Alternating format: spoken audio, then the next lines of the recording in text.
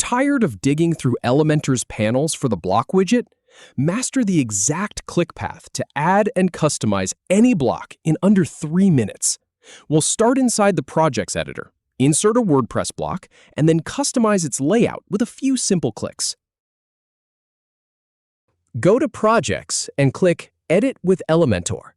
All right, let's start by clicking on WordPress. Then click on WordPress once more. Next, click on Block. And finally, click on Block HTML. Click Update Changes to Page to save. Now, let's customize the block. Click on the Advanced tab. Then, click on Layout to reveal its options. Click Layout again to finish. If you have any feedback or if any info is inaccurate, please leave a comment below. We'll do our best to answer or redo the video if needed. Thanks for watching.